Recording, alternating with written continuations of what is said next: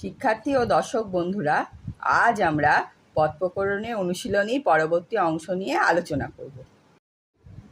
এবার আগের দিন আমরা পদ প্রকরণে অনুশীলনীর 7 নম্বর কোশ্চেন অবধি করিয়ে দিয়েছি। আজকে আমরা 8 নম্বর কোশ্চেন থেকে করবো। 8 নম্বরে কি আছে, সংক্ষেপে উত্তর দাও। কি আছে, শব্দ আর পদের মধ্যে পার্থক্য কী। তাহলে শব্দ আর পদের মধ্যে পার্থক্য 1 নম্বরে কি আছে, সংজ্ঞা দুটোরই। শব্দ কাকে বলে? এক বা একাধিক বর্ণ পাশাপাশি বসে অর্থ প্রকাশ করলে তাকে শব্দ বলে।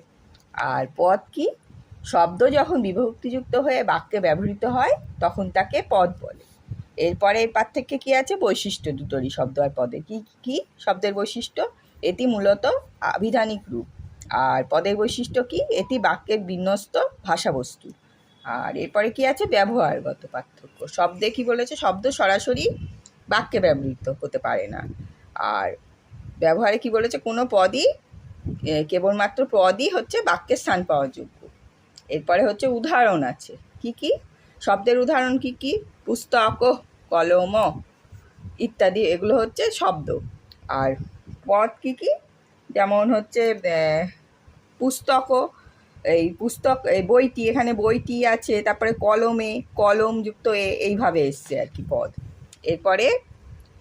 এরপরে আছে ক্ষয়ে কি আছে, বিশেষ্য পদে কয়েকটি উদাহরণ দাও। কি কি বিশেষ্য পদ? রাম, অশোক, দশরথ, পুষ্পম, জলম, দয়া, মায়া, সুখম, দুঃখম ইত্যাদি। এরপরে গয়ে কি আছে, বিশেষণ পদের 3টি বিভাগের নাম লেখো। কি বলেছে, সাধারণ ব্যাকরণে বিশেষণ পদ প্রধানত 4 প্রকার। এর মধ্যে 3টি বিভাগ। কি কি? গুণ বা দোষবাচক বিশেষণ, উৎকর্ষবোধক বিশেষণ এবং সর্বনামীয় বিশেষণ। এরপর 9 নম্বরে কি আছে, প্রত্যয় সম্পন্ন পদগুলি লেখো। কি 9 নম্বরে কয়ে কি আছে, ক্ষুদ্র যুক্ত ইয়স সমান সমান ক্ষদিয়স। কৃষ যুক্ত ইষ্ঠ কি হবে, ক্রশিষ্ঠ। গুরু যুক্ত ইয়স গরিয়স। অল্প যুক্ত ইষ্ঠ অল্পিষ্ঠ। আচ্ছা, এরপরে 10 নম্বরে কি আছে, সংস্কৃতে অনুবাদ করো। কি কি 10 নম্বরে? গহন বনগুলিতে, গহনেষু বনেষু, এইভাবে আসবে। গহন বনগুলিতে, যেহেতু এতে উন্তুষ্ট সপ্তমী বিভক্তি হচ্ছে, ওই জন্য সপ্তমী বিভক্তিতে কি হয়, নর শব্দের সপ্তমীতে কি আসে, নরেষু, সেই জন্য এখানে ওরকমভাবেই এসছে সপ্তমী বিভক্তি যেহেতু, সেই জন্য গহনেষু বনেষু। তারপরে মিষ্টানি ফলানি, কি বলেছে, মধুরানি ফলানি। কি? ফলম ফলে ফলানি, ফলম ফলে ফলানি। কি ফল? মিষ্ট ফলগুলি, এরমভাবে ওই জন্য এসছে বলে ফলম ফলে ফলানি, ওই সূত্র অনুযায়ী মধুরানি ফলানি। তারপরে কি আছে, উজ্জ্বল নক্ষত্রগুলো, উজ্জ্বলানি নক্ষত্রানি। তারপরে বেগবতী নদীতে, বেগবত্তাম নদ্দাম। তারপরে কি আছে, ধন থেকে বিদ্যা বড়, ধনাৎ বিদ্যা গরিয়সী। তারপরে কি আছে, সুন্দর বালক দুটি, সুন্দরৌ বালকৌ। তারপরে ভগবান সর্বত্র থাকেন, এটা কি হবে, ঈশ্বর, সংস্কৃতে ভগবানকে ঈশ্বর বলে। ঈশ্বর সর্বত্র অস্তি, এইভাবে এসছে। এরপর 11 নম্বরে কি আছে দেখো, সংস্কৃতে বাক্য রচনা করো। গরিয়সী, গরিয়সী দিয়ে সংস্কৃতে বাক্য রচনা কি হবে, ধনাৎ বিদ্যা গরিয়সী। তারপরে আছে কনিষ্ঠ, কি বলেছে, শ্যাম রামস্য কনিষ্ঠ ভাতা অস্তি। তারপরে শ্রেষ্ঠ দিয়ে আছে, কি, পর্বতেষু হিমালয় শ্রেষ্ঠ, বিসর্গ হচ্ছে, হিমালয় বিসর্গ হবে, আবার শ্রেষ্ঠতেও বিসর্গ হবে। আচ্ছা, এবার বৃদ্ধা, বৃদ্ধা দিয়ে বাক্য কি হবে, বৃদ্ধা নারী বদতি, অর্থাৎ বৃদ্ধা নারী বলছে বা বলে। এরপরে অশুদ্ধি সংশোধন করো। কি, মধ যদু বলবত্তম, এখানে অশুদ্ধি সংশোধন করলে কি হবে, কি বলে, মানে বলতে চেয়েছে কি, মধু যদু অপেক্ষা বলবান। এবার এখানে যেহেতু দুয়ের মধ্যে তুলনা বোঝাচ্ছে, ওই জন্য এখানে তর হবে, তমতা হবে না, সেই জন্য এখানে হবে মদ যদু বলবত্তর, মানে মধু যদু অপেক্ষা বলবান। এবার হচ্ছে ক্ষুদ্র, না, তারপরেটা কি আছে, শুভ্র চন্দ্রস্য কিরণেন, এটা কি হবে, শুভ্রস্য চন্দ্রস্য, ষষ্ঠী বিভক্তি যেহেতু আছে সেই জন্য এখানেও শুভ্রস্য হবে, শুভ্রস্য চন্দ্রস্য কিরণেন, এটা হচ্ছে সঠিক হবে। তারপরে বিষণ্ণ মুখানি, এটা কি হবে, অশুদ্ধি সংশোধন করলে বিষণ্ণানি, যেহেতু মুখানি আছে সেই জন্য তার আগেরটাও বিষণ্ণংটা বিষণ্ণং হবে না, বিষণ্ণানি মুখানি। তারপরে তামসী নিশায়াম, এখানে যেহেতু নিশায়াম আছে, হসন্ত আছে, সেই জন্য এখানে কি হবে, তামসী হবে না, তামসিয়াম নিশায়াম। তারপরে শ্যামলং শস্যানি, যেহেতু শস্যানিতে শস্যানিটা আছে সেই জন্য শ্যামলং হবে না, শ্যামলানি শস্যানি হবে। তারপরে কি আছে, সদা সত্য বদ। এখানে সদা এটা অব্যয় পদ, অব্যয় পদে কোনো পরিবর্তন হয় না, কিন্তু সত্য, সত্যটা হবে না এখানে, এখানে হবে সদা সত্যং, সত্যর জায়গায় অনেক সদা সত্যং বদ। তারপরে তস্য মনে সুখ নাস্তি, এটা কি হবে, মনে হবে না এখানে, এখানে হবে তস্য মনসী সুখ হবে না, সুখর জায়গায় হবে কি নেই, সুখং, সুখং নাস্তি, তস্য মনসী সুখং নাস্তি হবে। এরপরে 13 নম্বরে কি আছে, বঙ্গানুবাদ করো। সুশীলং ছাত্রম, এটা বঙ্গানুবাদ করলে কি হবে, সুশীল ছাত্র। পাপিষ্ঠং জনং তং ত্যাজসী, কি হবে, পাপী লোককে তুমি ত্যাগ করো। তারপরে বামন মম কনিয়ান ভ্রাতা, মানে এটার মানেটা কি হচ্ছে, বাংলা মানেটা আমার ভাই আমার থেকে খাটো।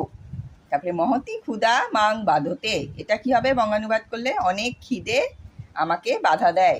তারপরে সুশীল বালক আগচ্ছতি, এখানে কি হবে, এটা বঙ্গানুবাদ করলে সুশীল বালক আসছে। তারপরেরটা কি আছে, সর্বে সন্তু নিরাময়া, এটা বঙ্গানুবাদ করলে কি হবে, সকলে নিরাময় হোক। এরপরে 14 নম্বরে কি আছে, পার্থক্য করো, বিশেষ্য ও বিশেষণের পার্থক্য। এবার প্রথমে পার্থক্যের প্রথমে কি আসছে, বিশেষ্য পদ কাকে বলে, বিশেষণ পদ কাকে বলে। কি বলেছে, যে পদে কোনো ব্যক্তি বস্তু জাতি গুণ অবস্থা বা ক্রিয়ার নাম বোঝায় তাকে বিশেষ্য পদ বলে। আর বিশেষণ পদ কাকে বলে, যে পদ বিশেষ্য পদে দোষ গুণ অবস্থা ও পরিমাণাদি প্রকাশ করে তাকে বিশেষণ পদ বলে। এবার 2 নাম্বার কি আছে, অবস্থানগত পার্থক্য।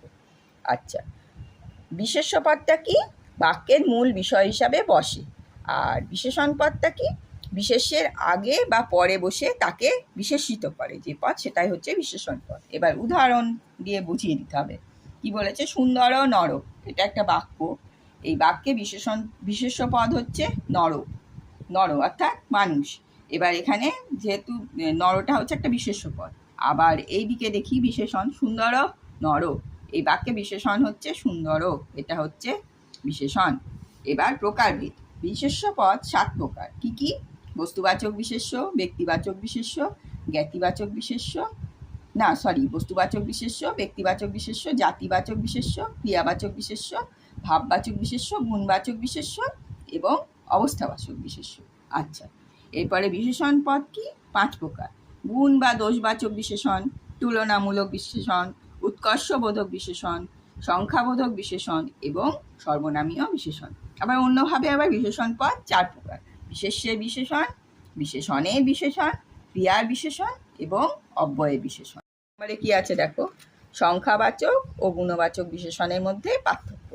প্রথমে সংজ্ঞা আসছে, যে বিশেষণ পদ দ্বারা কোনো ব্যক্তি বা বস্তুর সংখ্যা বা ক্রম বোঝায়, অর্থাৎ যে বিশেষণ পদ দ্বারা কোনো ব্যক্তি বা বস্তুর সংখ্যা বা ক্রম বোঝায় তাকে কি বলে, সংখ্যাবাচক বিশেষণ। আচ্ছা, এবার গুণবাচক বিশেষণ, যে বিশেষণ পদ দ্বারা বিশেষ্য বা সর্বনাম পদে দোষ গুণ বা স্বভাব প্রকাশ পায় তাকে গুণবাচক বিশেষণ বলে। এবার সংখ্যাবাচক বিশেষণের প্রশ্ন কি, কতগুলি, মানে এইভাবে যদি জিজ্ঞেস করে কতগুলি, তাহলে সেটা হচ্ছে সংখ্যাবাচক বিশেষণ। আর গুণবাচক বিশেষণের ক্ষেত্রে কি, কেমন, কেমন যদি জিজ্ঞাসা করা হয় তাহলে সেটা হচ্ছে গুণবাচক বিশেষণ।